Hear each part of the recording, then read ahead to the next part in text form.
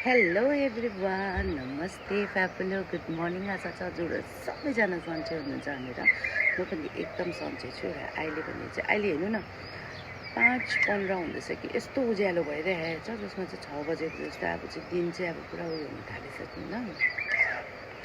Oats खाने अनि ड्युटीतर्फ लाग्ने र यस्तै छ। दिनहरू राम्रै छ, चलिरहेछ, सब कुछ राम्रै चल्दैछ होइन।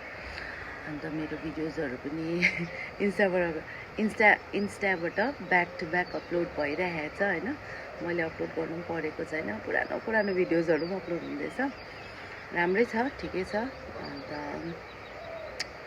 के भन्नु अरू त, सबै ठिकै चल्दैछ र हजुरहरूको पनि दिन राम्रो बितोस् भन्ने आशा गर्दैछु होइन। बिहान चाहिँ अब एउटा जतिसक्दो चाहिँ ओरिजिनल कन्टेन्टै ल्याउने भन्ने एउटा मेरो प्रयास होइन। किनकि अब मेन फोकसै फेसबुकले ओरिजिनल कन्टेन्टमा गर्छ नि त।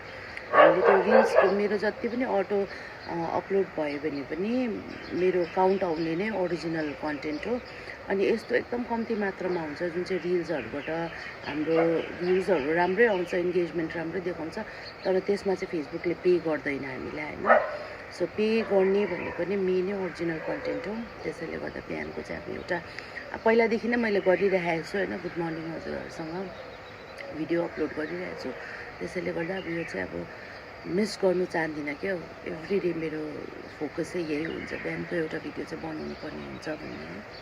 यस्तै छ। हजुरहरूको पनि दिन राम्रो बितोस् फेरि पनि है। By by.